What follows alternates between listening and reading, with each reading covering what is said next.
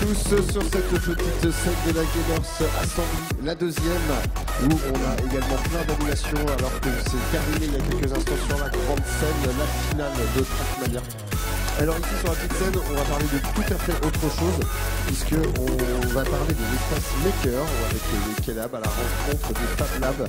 Et pour ça, je vous demande d'accueillir Sébastien Bonifay de Kelab.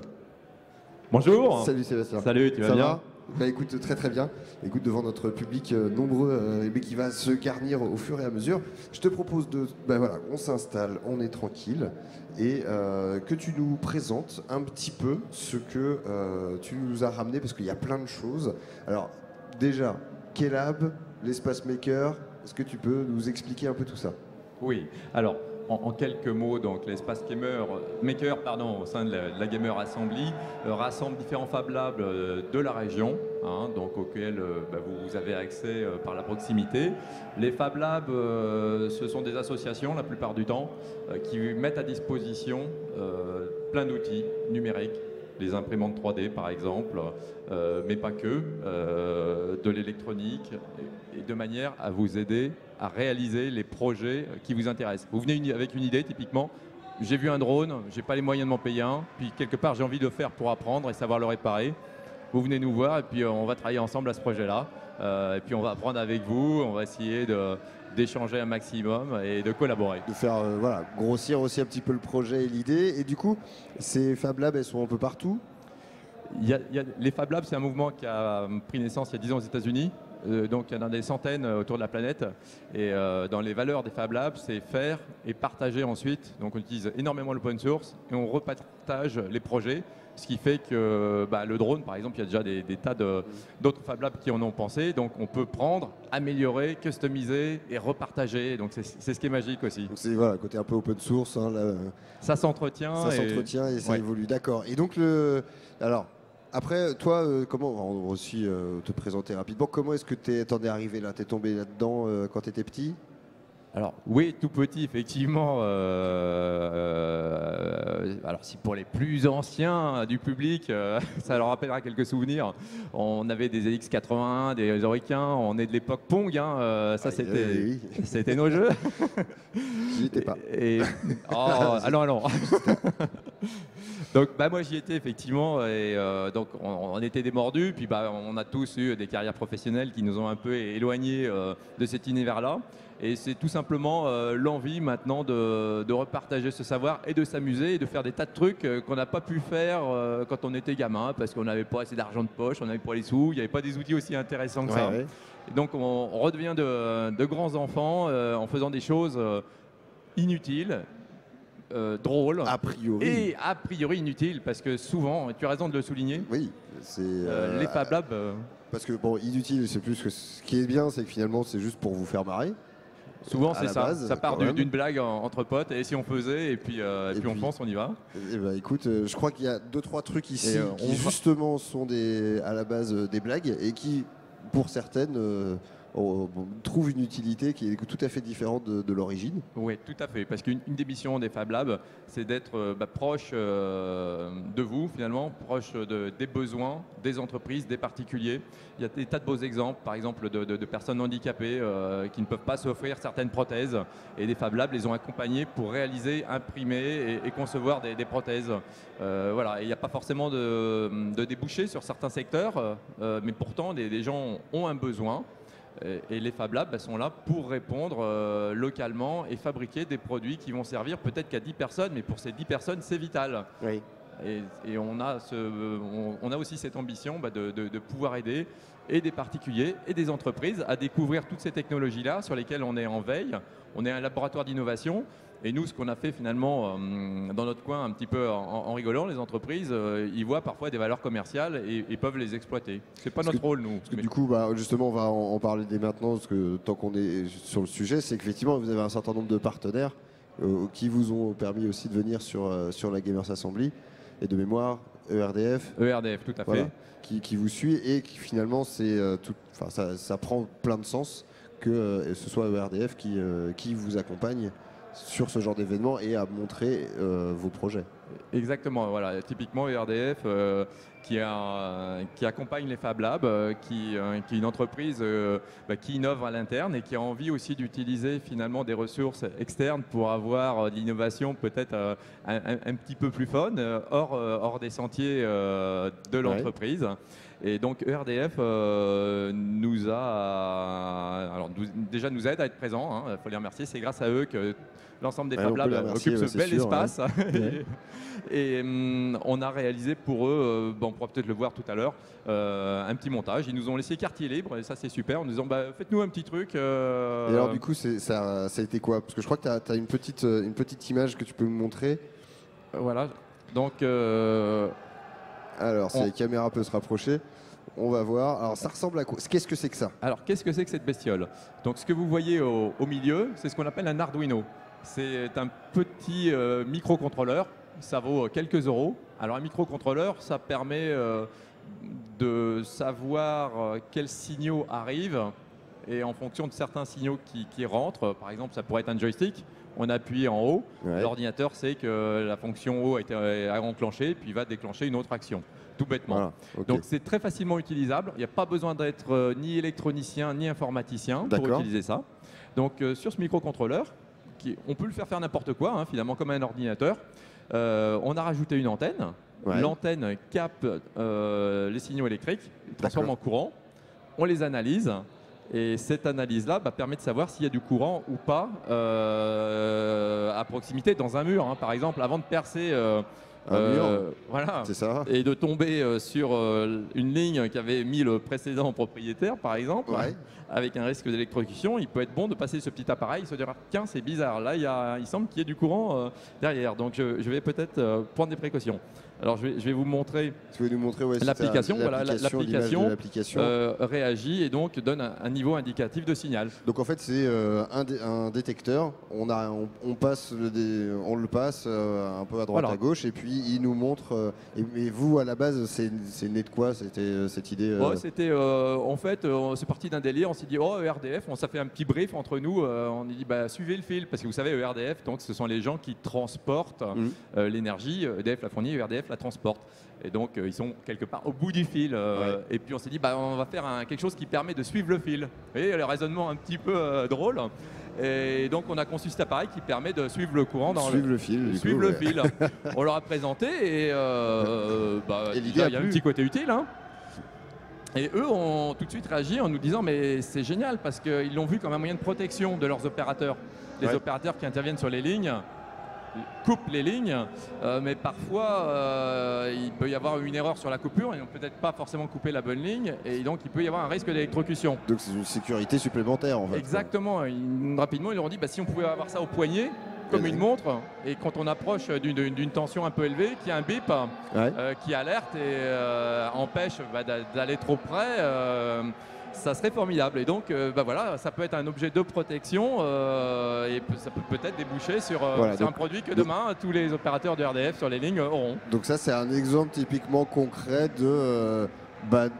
d'une expérimentation issue de Fab Lab qui potentiellement demain, cette idée bête qui vous fait marrer, finalement, peut avoir une vraie utilité, un vrai débouché derrière. Tout à fait, donc on espère peut-être aller au bout de l'idée. Écoute, en tout cas, on vous l'espère. Alors, qu'est-ce que tu as d'autre également à nous présenter? Alors, j'ai amené une vieillerie, donc on est de l'époque Minitel. C'est un Minitel, c'est pas un micro-ordinateur portable pour les plus jeunes. Et donc, ce petit appareil-là, on l'a hacké, évidemment, il n'existe plus de 3615. 3615 ULA, c'est fini, vous avez beaucoup mieux, je ne vous donnerai pas les URL, vous les connaissez tous. En tous les cas, nous, on l'a transformé pour le réutiliser. Vous voyez, on en a fait une espèce de site web. Donc, ça dessine en gros caractères le logo de l'association qui est Lab.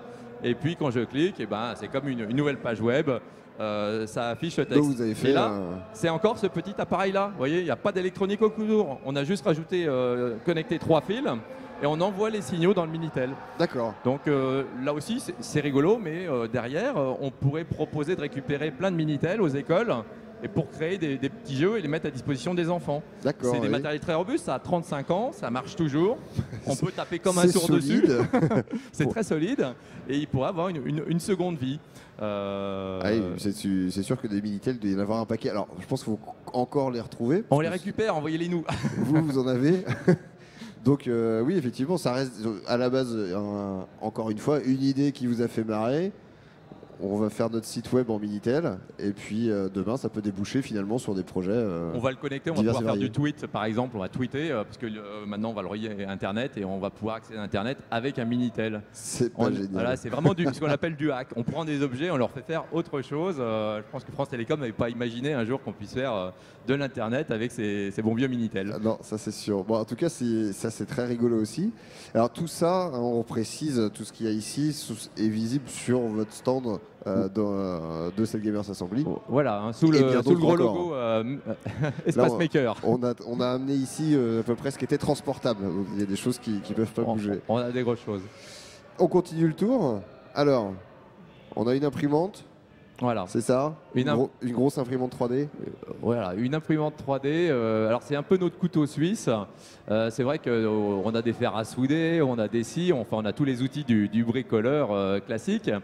Mais ce qui est très intéressant avec l'imprimante 3D, c'est la possibilité d'imprimer des pièces en plastique, mais pas que. Hein. On peut imprimer avec des filaments bois, des filaments bronze, des filaments pierre. Donc on peut faire des objets avec différentes couleurs aussi. Ouais. Donc c'est assez large, hein, pas que du PVC. Et l'intérêt, c'est de pouvoir partager le fichier. Quand on a fait une forme, qu'on en est content, vous voyez, je pense que vous le voyez, on s'est amusé à créer en 3D le hashtag de la gamer, hein, GA 2015. Ah, il est super. C'était un petit clin d'œil. Et celui-là, il est fait en quoi? Il est fait en PLA. C'est une matière plastique. Simple. Voilà. Alors le PLA, c'est en fait du plastique issu du monde végétal. Il y a des matières plastiques. Enfin, on va pas rentrer dans le c'est bonne idée.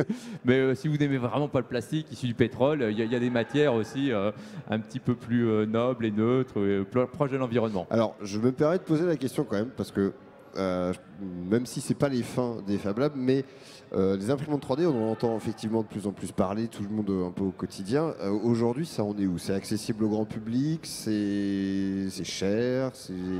Alors, les prix baissent de jour en jour. Et les premières imprimantes, c'est vrai, étaient un petit peu compliquées à utiliser. Maintenant, je ne vais pas citer de marques de grande distribution, mais vous êtes en train d'en trouver à côté de vos boîtes de conserve, hein, pour vous montrer, parce qu'elles sont en train de devenir finalement aussi simples à utiliser qu'une imprimante classique. Et elles sont de moins en moins chères. Il y a des projets Quickstarter, donc qui est une plateforme qui aide à financer des projets, où le dernier modèle ultra fiable est en train de sortir à 180 €. Donc 180 €. Voilà. Alors il va falloir attendre un petit peu, c'est en conception, mais pour vous dire, voilà, celle-ci vaut dans les 2000, mais ça va de, si vous la fabriquez à partir de 300 € dès aujourd'hui, vous pouvez vous en monter une, ou vous pouvez l'acheter. Là, on est sur un haut de gamme qui a 2000 €, mais pour 1000-1500 €, on a de très belles imprimantes déjà. Et si vous n'avez pas les moyens, venez nous voir au Fab Lab déjà pour expérimenter. Hein. Je ne perds pas une occasion. Vous avez raison. Et donc, et puis a priori, entre 1000 et 1500 € d'ici un an, on aura encore baissé. Ça ne va pas arrêter de baisser. Voilà, donc ça va vraiment se démocratiser, c'est a priori une certitude. Et quant à la matière première qui va nous servir aujourd'hui, c'est pareil. Ça se trouve facilement. Oui, ce sont des rouleaux de bobines de fil, hein, comme on achèterait une pelote de laine. Donc ça vaut entre 15 et 30 € le kilo. Alors avec un kilo, on fait énormément de choses. Parce que la force de l'imprimante 3D, c'est de construire des pièces avec un remplissage. Elles ne sont pas pleines, si vous voulez. On décide du taux de remplissage. Donc là, toutes les pièces que vous avez, elles sont remplies à 10%. Donc c'est 90% de vide, si vous voulez. Et la plupart de ces pièces ne pèsent que quelques grammes. Donc une pièce, très léger. Un boîtier comme ça, là, on a fait un joli petit boîtier pour notre détecteur de courant. Il y a 10 centimes de plastique. D'accord. Donc c'est rien du tout, autant vous dire que des boîtiers comme ça avec 1 kilo, mais vous en faites des quantités. Il y a quoi monter une boîte. C'est assez économique. D'accord. Donc du coup, alors ces imprimantes aujourd'hui, on peut faire à peu près tout et n'importe quoi en forme. Oui, quasiment toutes les formes. Il n'y a pas de limite. ça ne peut pas imprimer dans le vide, hein. Effectivement, quelque chose en équerre, mais on peut toujours positionner la pièce. Il y a des tas de méthodes. On peut dire qu'on peut quasiment tout faire. La seule limite, c'est le volume. Alors, celles-ci sont petites, mais on peut, dans le cas, par exemple, vous voyez, cette tête, elle a été imprimée. Il y a une quinzaine de pièces. Donc, on a imprimé chacune des pièces et on les a assemblées. Ça, c'est un projet qui est en open source, qui est le robot InMove, qui est un robot humanoïde que vous pouvez venir voir. Qui est passé sur scène. Qui est passé sur scène, voilà. La cérémonie, à qui j'ai serré la main. Gaël Langevin, donc tu as vu, il est vraiment... Et c'est impressionnant parce que donc, tout le robot InMove est constitué d'éléments réalisés à partir d'une imprimante 3D. Voilà, on peut dire sa maman c'est ça et son papa c'est Gaël Langevin, quelque part. Donc pour faire court, et effectivement, il suffit d'une imprimante qui imprime des pièces de 20 par 20 avec un plateau de 20 par 20 pour construire un robot humanoïde de taille humaine. C'est dingue. Donc c'est pareil, en fait très accessible quoi. C'est très accessible et ça le sera de plus en plus. Alors c'est pour ça que les mouvements des Fab Labs, on est là pour vous fermer, parce que quand on a l'imprimante, on peut télécharger des pièces, mais il faut apprendre aussi à utiliser des outils de 3D. Oui. Donc on est... il y a aussi un travail de rendre accessible tous ces logiciels de 3D. Voilà. Vous dire quels bons logiciels gratuits utiliser, comment les utiliser, vous donner toutes les petites astuces qui vont bien, et puis surtout partager ensemble. C'est vraiment ce côté-là aussi, se réunir et travailler ensemble. Partager ce que l'on réalise, c'est vraiment la base du coup des Fab Labs. C'est sur nos valeurs. Alors du coup, il y a un dernier objet qui est ici. Qu'est-ce que c'est que ça? Attention, il bouge. Alors ça, c'est un petit robot. Un petit robot dessinateur. Donc on s'est amusé il est pilotable avec un téléphone. Je cherche mon téléphone, mais c'est pas grave. Croyez-moi sur parole. Donc il y a une petite application et on peut piloter ce petit robot. Donc là aussi, c'est toujours pareil. On a imprimé les roues, vous voyez. On a imprimé le boîtier. Il y a toujours cette petite carte Arduino à 8 € qui, là, sert à commander les moteurs. On voit bien la différence.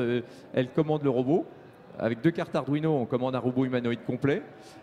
Ici, on a fait de la détection. Ici, on pilote un Minitel. Là, on pilote des moteurs. C'est notre couteau suisse. L'Arduino, c'est le couteau suisse électronique. Et l'imprimante 3D, finalement, est le couteau suisse pour la fabrication des pièces. Finalement, c'est vrai que pour tous les petits inventeurs en herbe, l'imprimante 3D, c'est génial parce que, en gros, ça te fait... tu te dis, bah, tiens, j'ai envie de faire ça. Bon, bah, je sais, j'ai besoin d'une pièce de telle taille et puis des petites pièces comme ça. Et finalement, tu as tout de suite ce qu'il te faut. C'est très vite imprimé, voilà, fabriqué. Et puis ça, on le partage. C'est-à-dire que je l'ai fait. Je ne sais pas, quelqu'un qui se dit, c'est génial ce petit projet-là. Il s'imprime, il reproduit le modèle. Alors, je vais vous le mettre en marche. Voilà, il va s'initialiser. Là, il est en mode aléatoire. Je vais le surveiller. Donc, il va partir. Il va faire le dessin qu'il veut. Alors, c'est pas un grand artiste, hein. Vous voyez, la surface n'est pas très grande. Bon, c'est pas grave s'il imprime un peu. Bon, j'espère qu'il va pas massacrer la table. Donc, mais sinon, avec le téléphone, on le fait avancer, reculer.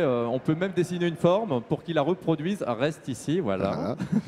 Mais d'accord, donc en fait, on peut même le diriger. Soit on dit au bas, gauche, droite, va là où je veux. Voilà. Soit on fait un dessin de manière tactile et reproduit. Alors là aussi, pour les gens un petit peu plus anciens, dans les écoles, à une époque, il y avait ce qu'on appelait la tortue. Ça ressemblait à une tortue et il y avait un langage de programmation pour expliquer aux enfants la notion de direction. On lui disait va en avant, tourne à droite, tourne à gauche. On essayait de faire des dessins avec ça. D'accord, bon bah là c'est bien en plus. C'est juste la même chose. Un peu quelques années après. Quelques années après, ça nous a inspiré. Et donc il y a la petite application, c'est pareil, c'est un truc que vous nous avez mis à disposition. Tout à fait, c'est une petite application web. Il n'y a même pas besoin de l'installer, ça marche sur toutes les plateformes. Bah écoute, c'est super. On a à peu près fait le tour des éléments qui sont ici. On a encore plein d'autres qu'on a vu qui sont sur le stand, qu'on vous invite à aller voir. Oui, tous nos partenaires aussi. Hein. Vous avez Rurart, vous avez les usines nouvelles. Alors Rurart font...